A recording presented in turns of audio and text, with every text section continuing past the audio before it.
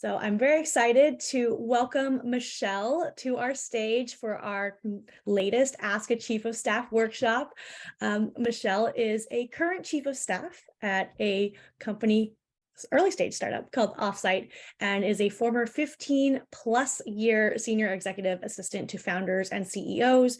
If you've taken a look at her bio, you'll see that she has been working with executives for a very long time. So she has been a calendar management wrangler, a time wrangler when it comes to working with CEOs and principals.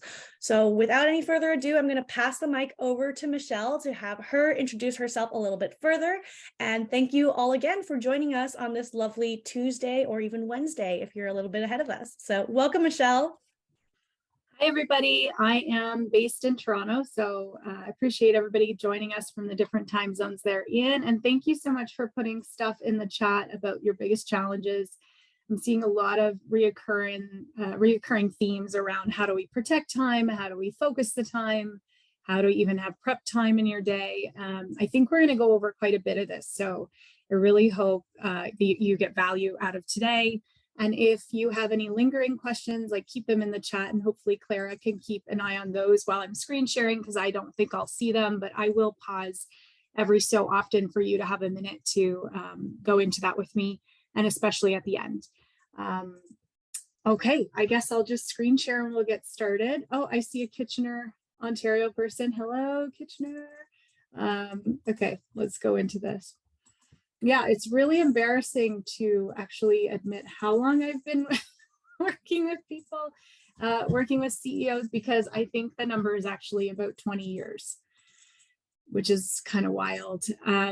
This is a little bit about me. It's essentially what I would send you if you wanted to hire me, but really the high level overview of my career has been, supporting CEOs and founders directly, mostly CEOs, and then some C-levels like the head of HR for Toronto Pearson Airport, and the head of, the chief marketing officer at Fairmont Hotels, Raffles, Swiss Hotel International, all the brands.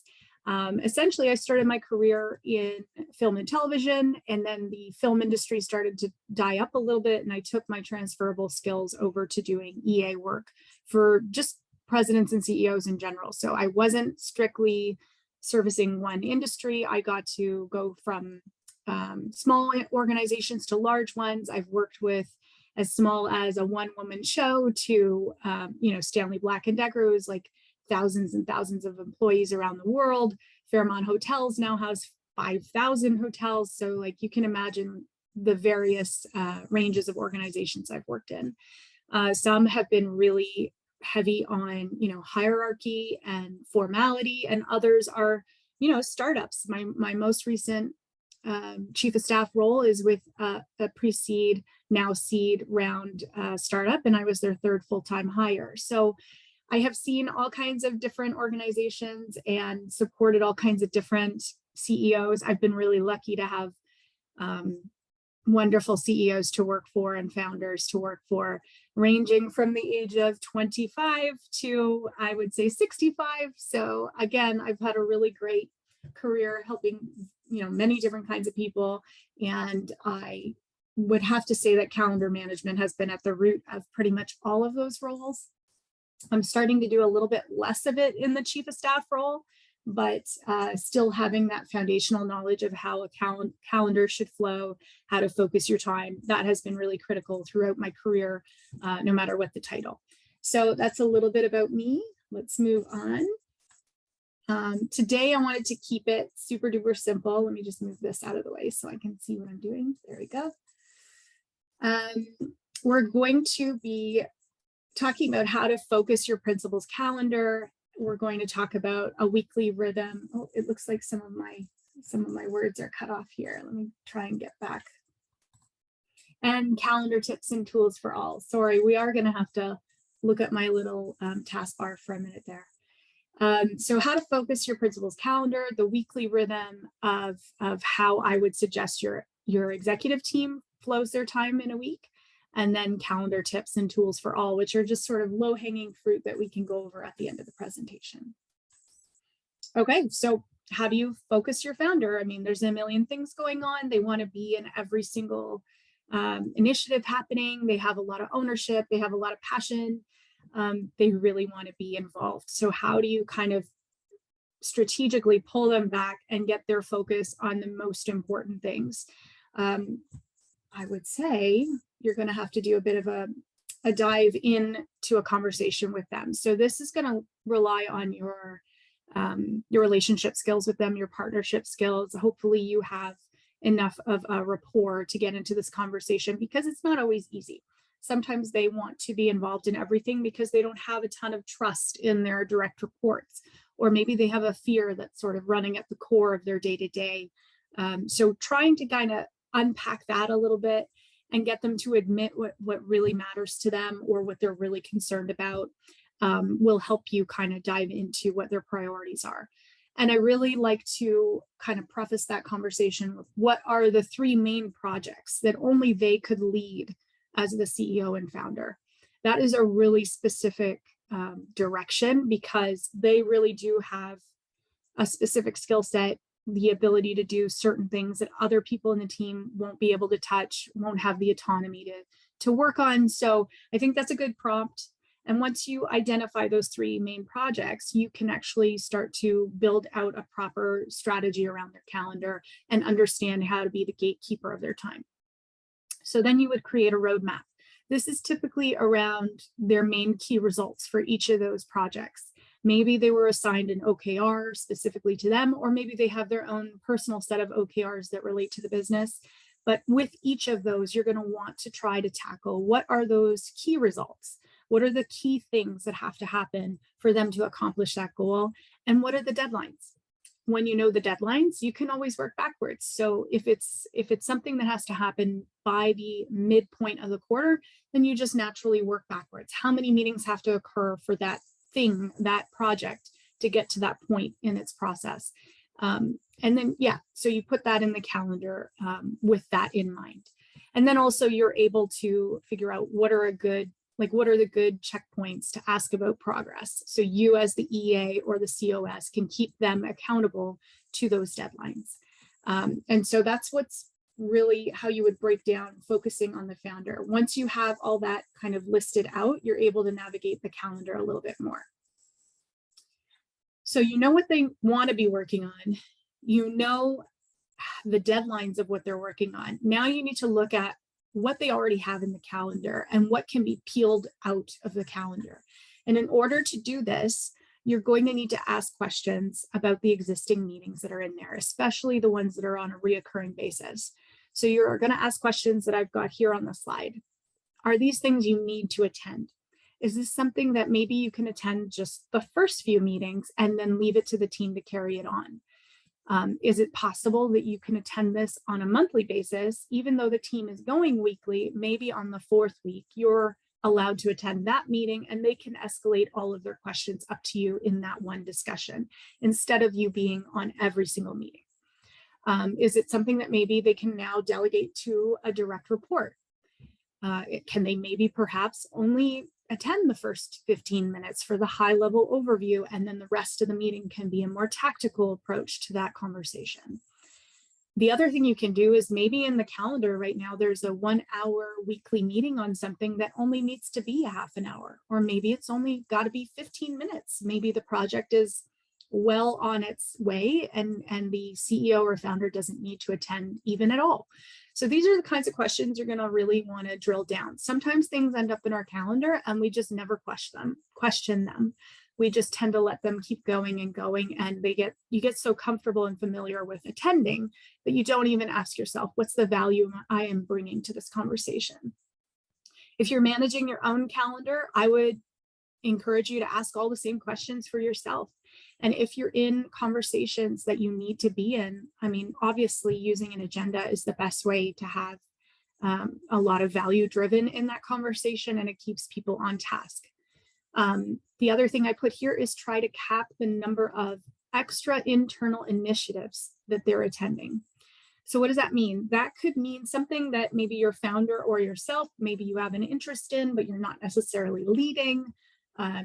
You feel you want to have some sort of influence on the conversation, and so you want to attend.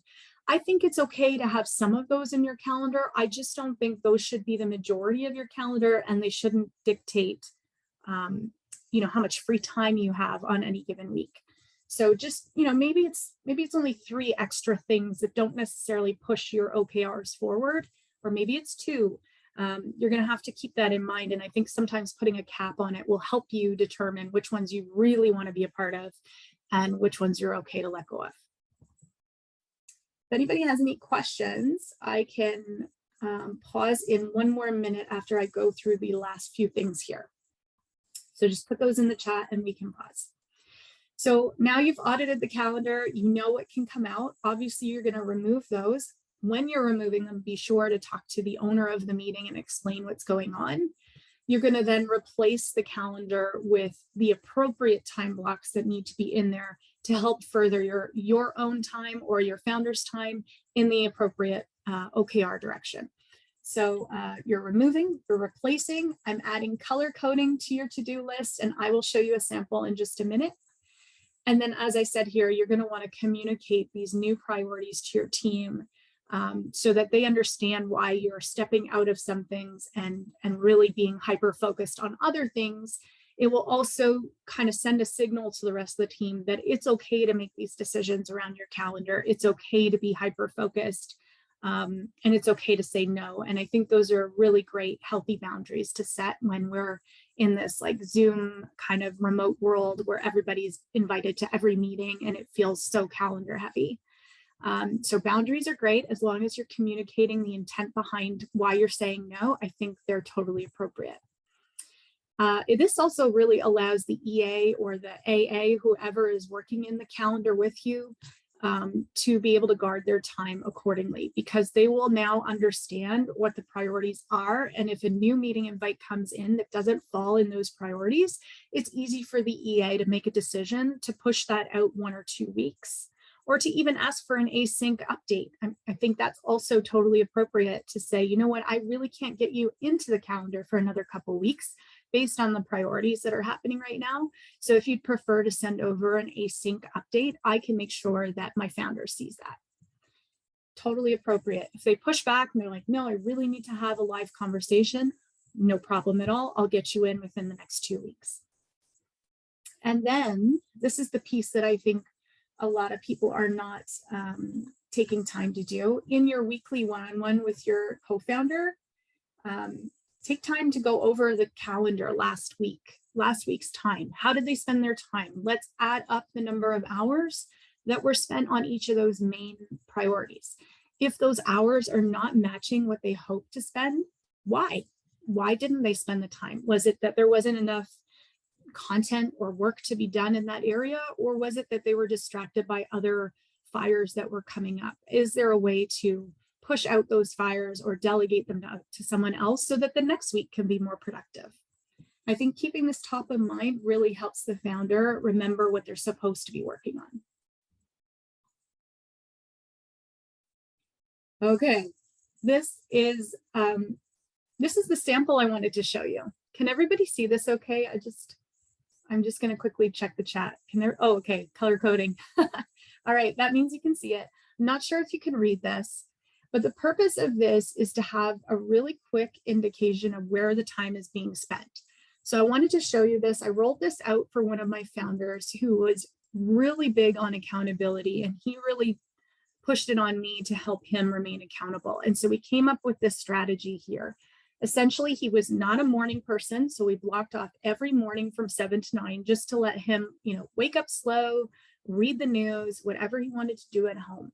He would then start off his Monday with a little bit of prep time just to kind of, review his calendar, review anything that he really wanted to touch ahead of diving into work. You'll see here I've put in yellow. One of his main priorities at the time was hiring a CFO. So there are, what is this about? 7 hours of time devoted to recruiting and recruitment effort. And that was typically taken up by interviews or reading resumes. Then I've got in green, I've got fundraising holds, because at the time he was raising his Series B and he needed time for meetings with various investors or the investment agency that was helping us kind of navigate the whole process. or even just doing his work on due diligence, kind of like papers or decks, anything like that. Those could fall in those buckets. And then I've put in here in pink some internal meetings. So you'll see a number of direct report meetings and then an all hands on the Friday. It's important to note there's another little trick here, just so that you have some breathing room. Make all of those 1 hour meetings down to 50 minutes to give yourself a 10-minute grace window in between for a bio break or in case the discussion's going over time. And it really just condenses that conversation to be really succinct and to the point. And if time goes over, you're not actually making your next appointment late. So that's just a little trick you can do. You can do it with 25-minute meetings or 50-minute meetings. We started implementing that in the middle of the pandemic because people were just being invited to so many meetings, and it worked out nicely. Of course, I've also got in here deep work blocks. Actually, I'm missing one, but we usually tried to get 2 or 3 deep work blocks for the founder. I would encourage you to do the same as a COS or an EA. You're going to need some time to just really go heads down and be not disturbed. So put those in your calendar. I like to say you put them in first. You sort of pay yourself first is the concept. So all of your meal and movement breaks, put those in there. Again, I think it's a really great visual cue for anyone who's in your calendar scheduling something to understand that these are important windows for you to step back and to make some time for yourself. What else can I tell you about this? The Thursdays, I'll go into this later. Thursdays were really designated for executive meetings only, and I'll go into that in a little bit.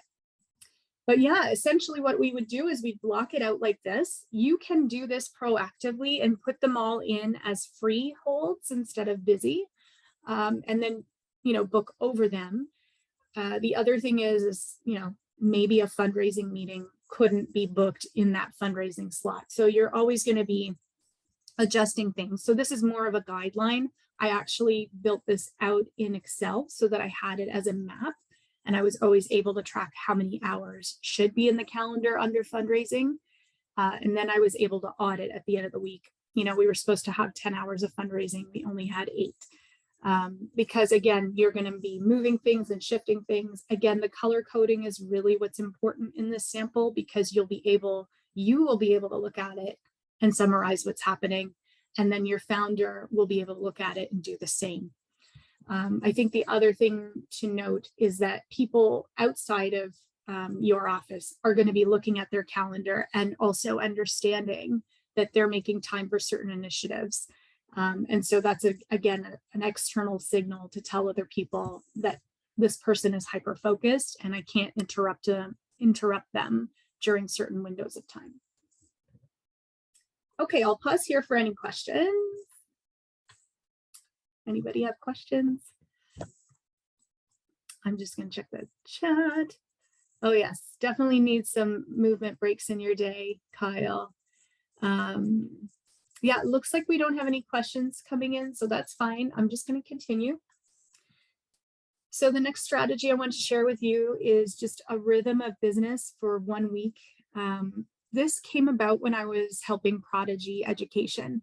When I first joined them, I was the only EA.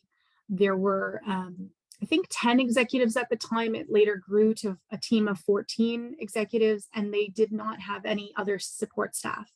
So as they were scaling, they went from 150 people on the team to 500. They went from a Series A to a Series B and raised $152 million while I was there. There was a lot going on. Everybody was invited to everything. And in order to kind of keep everybody moving quickly and not having too many cancellations and too many double bookings, which was like, a real mess in the beginning, I came up with this strategy to help the executive team function kind of as a whole. And it's really going to look simple, I think, but we basically dedicated certain things to certain days. So Mondays and Tuesdays were always for direct report meetings. Often our C-levels had at least 5 direct reports. So it's quite a bit of time to go through and meet with all of them. They wanted 1-hour meetings. It was calendar heavy for those. They also had a cadence at the end of the month where they would meet with their direct reports from 1 more of a performance standpoint, and they'd have a check-in that didn't have to do with like day-to-day tactics. And it was more about, how are you feeling? How's the culture of your team? Like, what are you struggling with? And those kinds of career development type conversations as well. So those were usually a bit longer. So we protected Mondays and Tuesdays for direct report meetings. Wednesdays, we kept to be departmental level, interdepartmental level projects. So anything that the team was working on as a whole could go on a Wednesday. And then Thursdays, as I mentioned earlier, we reserved those for executive team meetings. And this really came about because what was happening was they would meet for as an executive team in the morning, like 10 to noon. And then all kinds of follow-up work would come out of those meetings where, you know, maybe the CMO would need to talk to the CFO or the CPO, and they would like feel this urgency where they had to meet with them in the next day or two. And it really would steamroll everybody's calendars.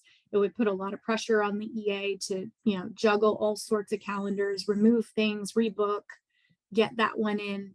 And so there was just a whole bunch of flurry of activity happening. And so what we did was we reserved the entire day for exec team discussions. So anytime a discussion needed more than 2 executives, it could fall on a Thursday. And that really helped us pivot really quickly through issues that were, you know, moving quickly all the time. In a startup, that happens a lot. Sometimes direction changes. And if you have to wait 2 weeks to get the executive, that just doesn't fly. So Thursdays we reserve for exec team. Any question, any kind of inquiries I got for that day had to require 3 executives or more for it to land on the Thursday. Fridays, we kept for our all hands meeting. It was only a 1-hour meeting. The morning was left open for ad hoc meetings, the afternoon the same. And typically, because we were scaling so much at the time, we kept 3 blocks of time for hiring. So it was Monday morning, Wednesday afternoon, and then Friday afternoon. And what that did for us was allow for panel interviews to happen. So when we were hiring the VP and aboves, it always required 1 or 2 of the executive team to be on that panel to make sure that person really fit in. And those meetings were usually 2 hours in length. So it's hard, again, it's hard to just find 2 hours in the middle of an executive calendar. So we had these blocks in there. It was super beneficial at the time. Again, it really helped with very little disruption to the day. And these are the other benefits. So 1, the execs can huddle really quickly without steamrolling existing commitments. 2, self-managed calendars, because again, there was only 1 EA at the time. It's not like I could personally manage all of their calendars, but with this in place, they knew exactly where to put things, what day it made sense on. And so it all just kind of panned out nicely for them to do kind of the bare minimum to manage their calendars, but in a way that everybody was following. So we didn't have any major issues. This also naturally just rolled out to the rest of the team. As people started seeing the C-level operating a certain way, they started doing the same thing. And so all of these subsequent meetings that came out of the organization still fell in this pattern, which was really nice. And I think the big one here is we were respecting other people's time. I don't know if any of you are in an organization where your direct report meetings or your one-on-one with your boss gets canceled all the time. And it just leaves you feeling like you're not an important piece of their week. So with this schedule, it really helped keep people expecting when they were going to have their conversation. I mean, nothing's worse than like preparing a whole bunch of stuff for your boss to review and taking all this time to get it done. And then, you know, half an hour before the meeting, they're pushing the meeting later. And you're like, well, that really sucks. I just spent 3 days doing this or whatever. So I think that's the big win of this strategy, is just, you know, keeping existing commitments in their place.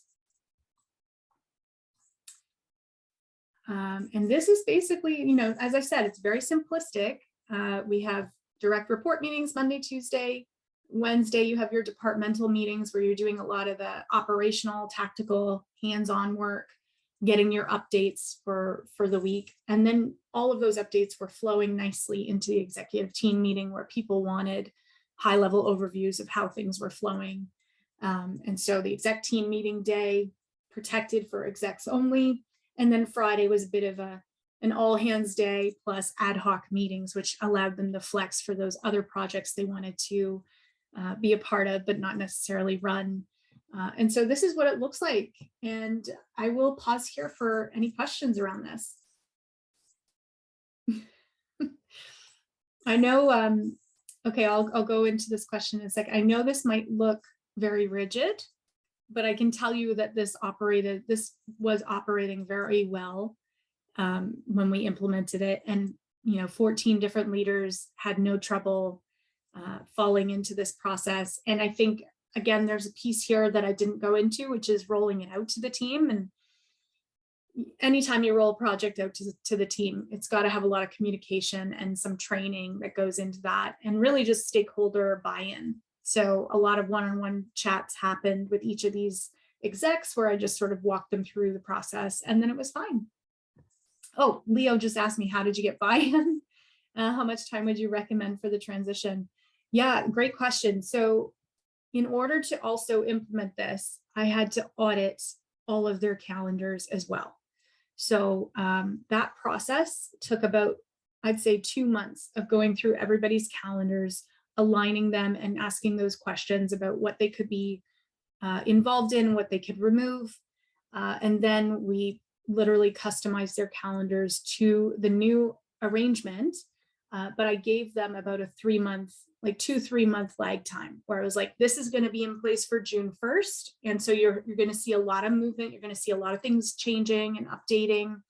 But then once June 1st hit, they were all very ready for it. In fact, the appetite was there, to be honest, because it was the pandemic and they were really ready to not be in a million meetings. So they were all like, how soon can you do this? How often did you revisit the weekly rhythm? I actually never had to revisit or revise the rhythm. I think probably auditing your calendar is a really good exercise to do probably once every 6 months.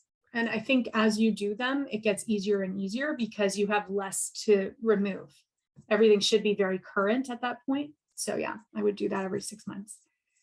Diving into how you might allocate time with a founder who wants to lead on marketing, biz dev, product dev, in addition to the 4 below. So that is that's a very specific question, but I think it sounds like that founder either doesn't have, actually, Kyle, if you're able to unmute, if you could tell me, does this founder have like a C-suite in place or any VPs in place or any managers in place that would be in these core areas, or are they leaderless areas and this founder wants to be involved?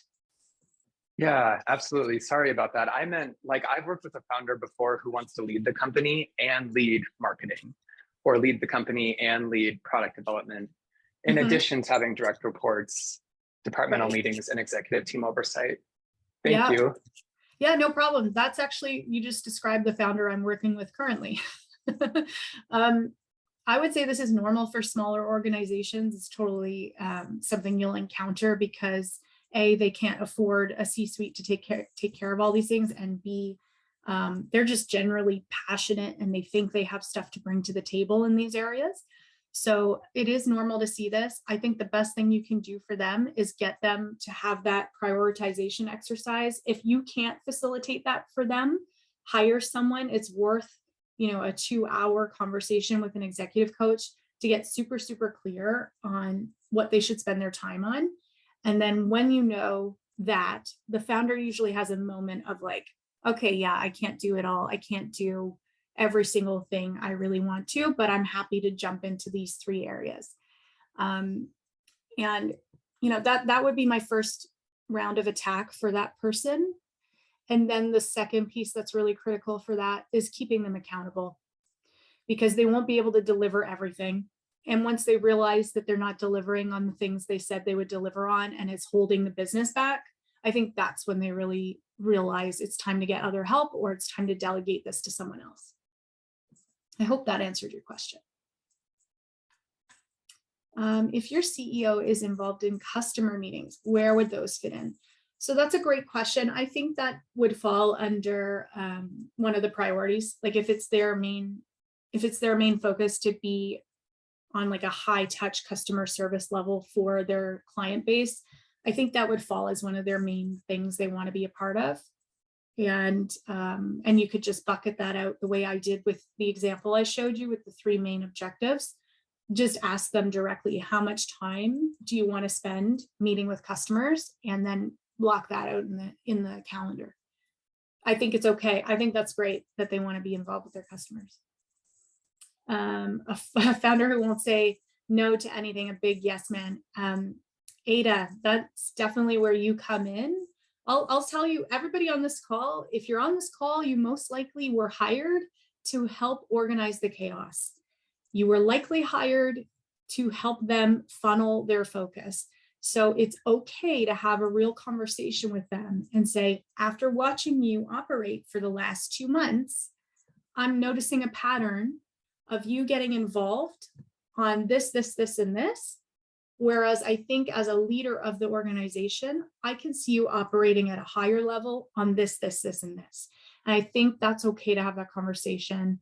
If they're really pushing back, again, I think an executive coach is really the one to bring in at that point, because they're not tied to the business, they're unbiased, they have worked with countless executives and bring that clout to the conversation.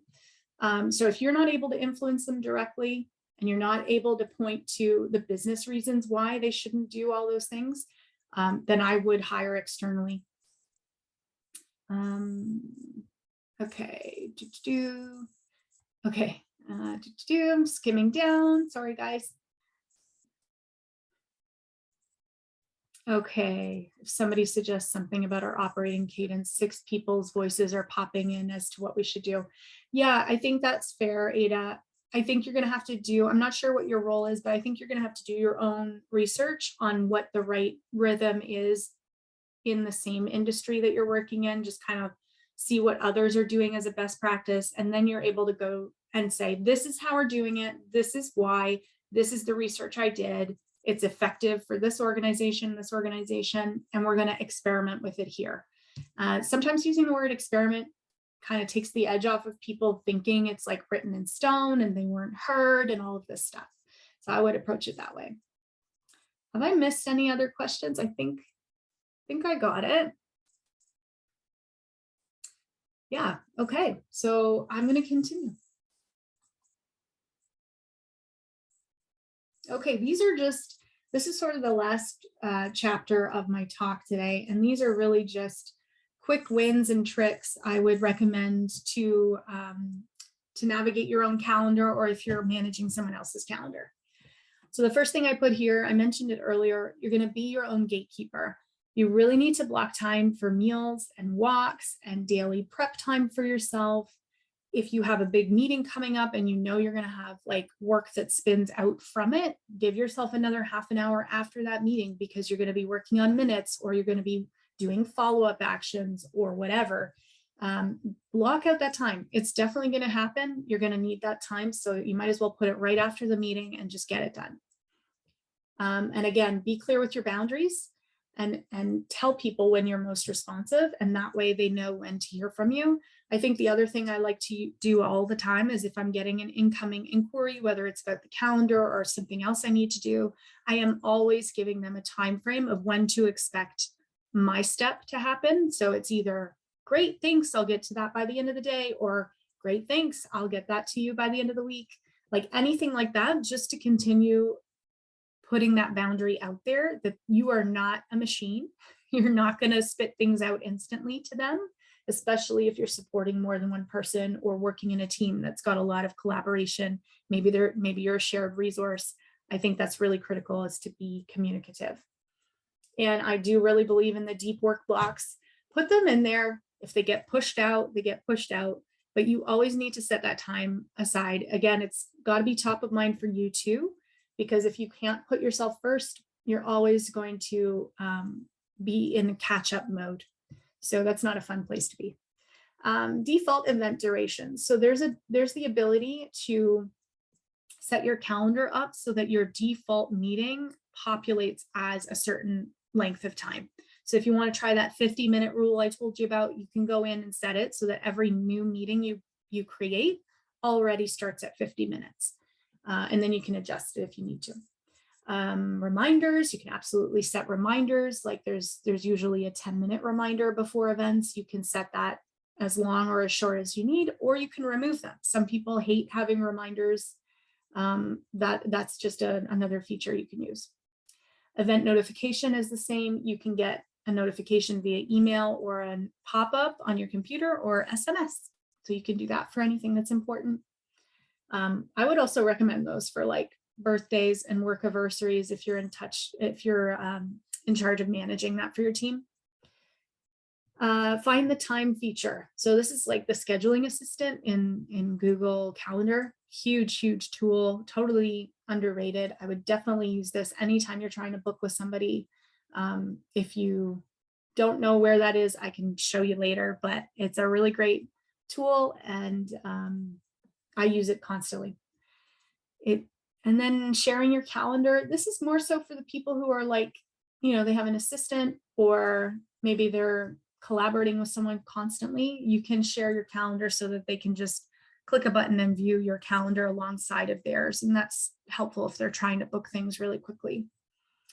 Calendar keyboard shortcuts. This also helps you save time when you're navigating the calendar.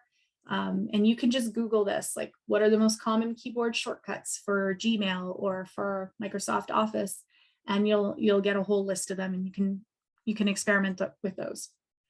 I also put in here book out of office banners, and I said put them as far out as you can and add a decline reason. So when you're actually putting in an out of office, if you actually type in out of office as your first few words, it will automatically turn it into a block time scenario. What that means is it's going to decline and auto decline anything new that's coming in on that date or time. And so there's actually even a little space for you to write out of office due to vacation or out of office traveling. You can put whatever you like there, and that's the message that's going to pop up when somebody invites you to something over that time, which is kind of nice. It's a bit of a bounce back message, and gives the person an indication of where you're at and how long you're going to be. So I definitely recommend that. And, just again, for, making time for yourself, putting your PTO in is a really good signal just for yourself that there's time coming up where I'm going to get to recharge. You can also work backwards from that once you know, like, I'm going to be out middle of April. So first half of April is going to be nutty with trying to get this, and this done. I think it's super important to try and book this stuff. And if you don't know your vacation time, just start putting Fridays in there. It's great to take a Friday off every once in a while. Tools. These are just some tech tools that I heard about. Rescue Time, it's a time tracking software that automatically tracks how you spend your time on your computer, your devices, and then it shows you a report of how you spend your time. Toggle, again, another time tracking tool that allows you to track your time spent on different tasks and projects, has a simple interface. You can stop and start the timer as you like. Forest is a productivity app that uses a gamified approach to help you stay focused.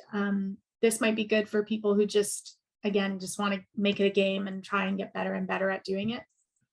Focus at Will is a really interesting one. It's a music app that will play music to help you become more productive. Haven't tried that, but maybe I should. Mindful Browsing is a browser extension that helps you stay mindful of your internet usage. It will track your browsing and activity and provide reminders for you to take breaks, avoid procrastination, and stay focused. Clockify is one that I use often. It helps me track my time, and it also gives me a great report afterwards that shows me how I spent my time in a neat little pie chart. This is really helpful when I was showing my boss as a chief of staff. These are all the different areas of the business I've been working on. These are the ones that are, sucking my time. Is that where you want me to spend my time? Yes or no? It's also free, so that's pretty awesome. I'm going to actually leave time for everybody to throw your own calendar tip and your own calendar tool that you've used in the chat, because I think there's a lot of people here who know what they're doing as well. So let's share. Let's just take a minute.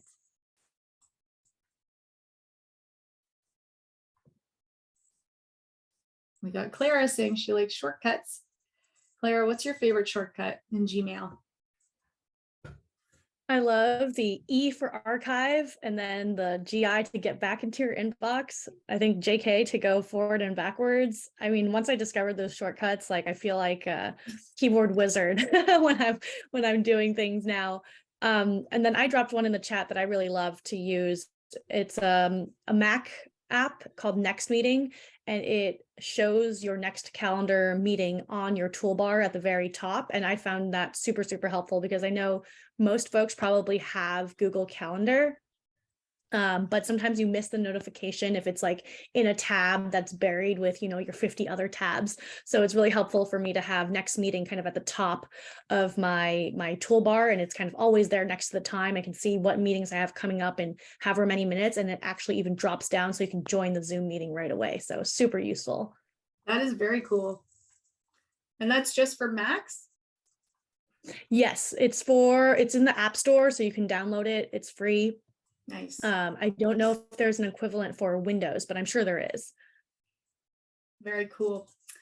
And then Karina said her favorite tip is to schedule 25-minute or 50-minute meetings, and it's been helpful at her current workplace. So that's great. I think it's nice, right? It's what you'll find is if you're doing it for executive meetings and DR, like direct report meetings and team meetings, like you'll start to notice the more you do it, the rest of the team is going to start to do it, and then it just catches on. So it's great. Ariel, you said lo-fi beats are my favorite background music at home. I mean, we were listening to some Taylor Swift. That's my default. Taylor Swift or Rihanna or John Mayer. But yeah, usually some background music. Aubrey says blocking time for dedicated email checking. Yeah, that's definitely a good one, especially if you have a dense inbox, for sure. One really great tip, I did a course with a productivity expert once, and she was saying, don't touch something more than once.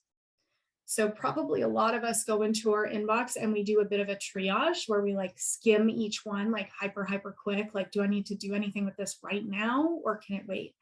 And so we actually open an email like 3 times before we end up doing anything with it. And so she was just saying, like, the amount of time it takes to do all those little mini checks, you could be done the task. You know, it's like, just if you're going to open it, just handle it then. So I thought that was a great tip. 15-minute increments, that's cool. Yeah, that's really cool, Lori. That's really like hyper focused. I like that as a best practice. Yeah, downloading and prep for the 15-30 minute start and end of day, definitely useful. And again, these are things you can push if you need to, but it's just nice as a reminder to get things done. And yes, Amy, blocking time for the dog walk, definitely. You know, the other thing I didn't mention is like walking meetings. If you have a stand-up that you do and you don't have to be in front of your computer, take that time to just join over ear pods or whatever and go for a walk. Or maybe like just walk around the house. I don't know how many of you are actually in an office, but even if you're not remote, you can just get up and walk around the parking lot. I used to do that sometimes too. Yeah, definitely. So these are some great tips. I don't have any other slides to share with you. This is the end of my presentation, but I'm here for questions. I'm happy to continue with these tips. I love it.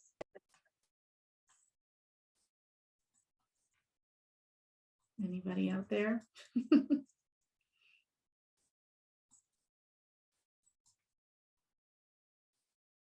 Well, I wanted to start by giving you a huge round of applause. So everybody, please give Michelle a huge virtual round of applause for sharing all of these tips and tricks. This is so helpful. And I was literally just texting my EA to be like, I need to send you this recording immediately. You need to, you know, kind of use this as the guidance for calendar scheduling.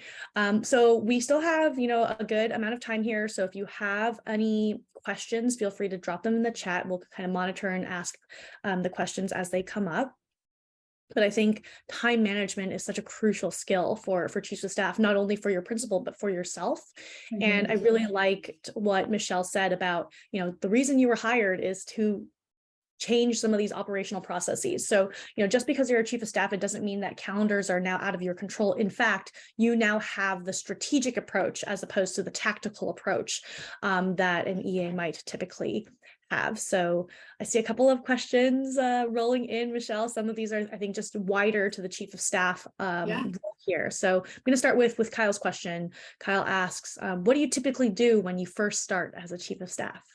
Yeah, great question. I think the best thing to do when you join as a chief of staff, the chief of staff role is a really interesting relationship driven role. So I think to come in and start moving things around instantly is not the right thing to do. I think going in and getting a bit of a listening tour going and understanding all the different components of the business, understanding the functional leaders and meeting with them, you'll get to ask questions such as, what are your major pain points right now? What are the projects you're working on that you need help with? Or, what's some of the wins you've had lately? And just letting them talk a lot about their own area of the business will help you build a relationship with them, get to know the business even deeper, and just give you that context to be able to actually make suggestions that are relevant.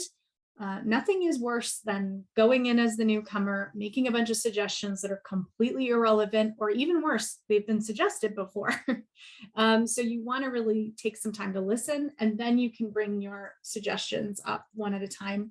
I would also start with smaller suggestions that are less intense of a change, that seem a little softer of an approach when you're kind of integrating into the business. But yeah, definitely some of these calendar things that I've suggested, watch how people operate first before you implement them or suggest them to the EAs in the business. If there are no EAs, again, you're just going to want to make a business case to say, you know what, I've been noticing a lot of chaos in the calendar. I've noticed a lot of canceled meetings. People are getting frustrated that they're preparing and then the conversation doesn't happen. Or there's not enough agendas, or we're wasting our time in so many meetings. Once those things come to the surface, you're able to bring that up to your founder and it becomes an issue for you to solve, something they may not have even noticed. So I think that's how you kind of approach it. And then you're able to make those best practices as the COS. Absolutely. I wanted to highlight, what Michelle said here about observing before changing. I know that there's often this kind of want or need to be I'm going to come in guns blazing and I have all these ideas to, the best operating rhythm or best operating cadence for a company.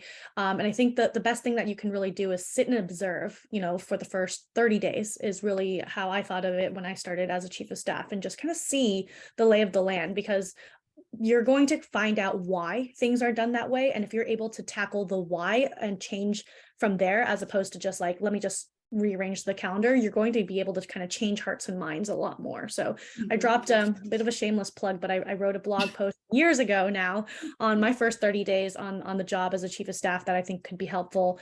And if you want more resources on your first 30, 60, 90 days, feel free to follow up with me. I have a couple of resources that I'm happy to share, and I'll keep dropping them in the chat as we finish up questions here.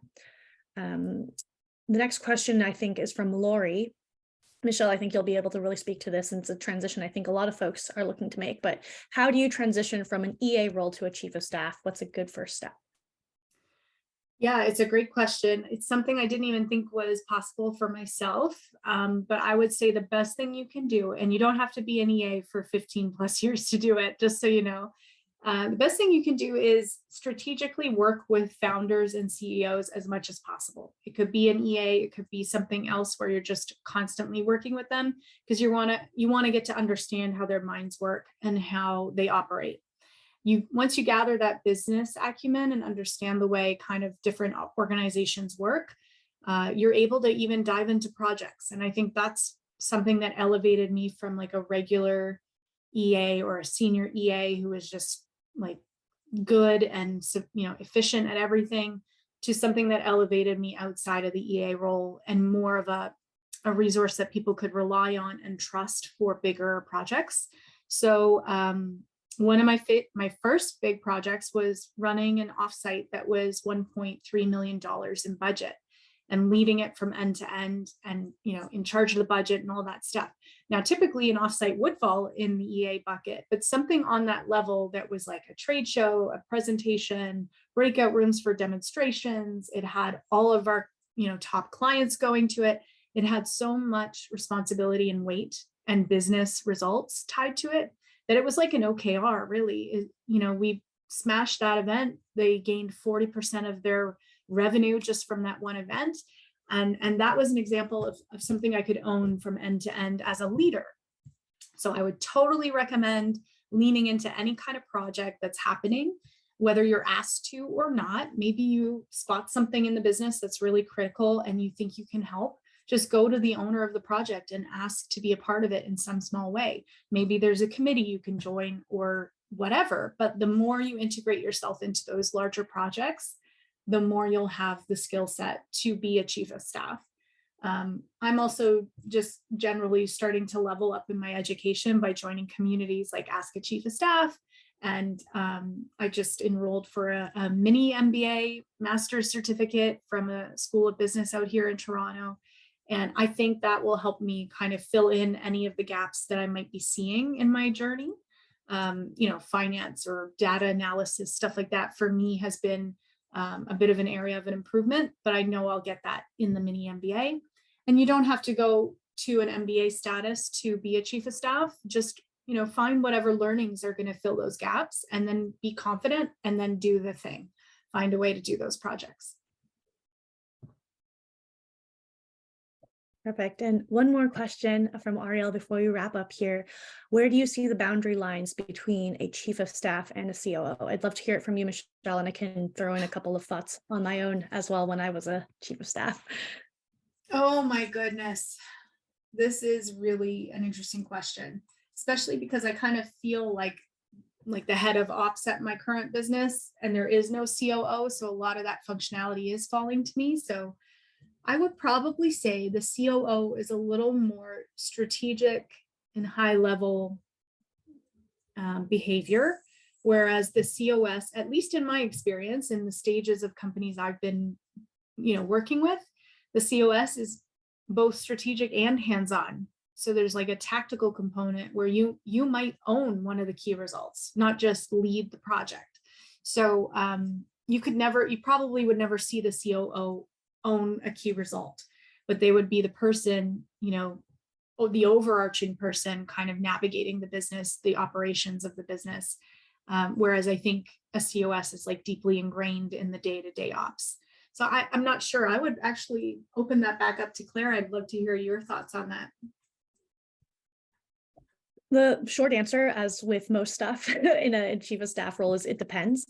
I would say at an earlier stage company, it depends on whether or not there's a COO in place already, right? So from my personal experience, I was a chief of staff at a Series A startup. We did not have a COO. So other than the CEO and myself, everybody else on the team was technical, which meant that the CEO was playing sort of a dual role in handling a lot of those operations, payroll, OKRs, future product planning, everything and anything that was not technical came onto our two plates. So, that was a conversation early on that I had with my principal about, this could potentially turn into a COO type track.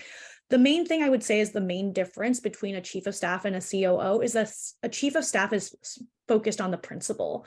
And so your priorities are going to be very closely aligned with the CEO or the principal that you're working with, whereas a COO is focused on the organization as a whole. So early stage, those things may be very, very tightly aligned, right? The organization and the CEO might even feel kind of inextricably linked because of the early stage of the company.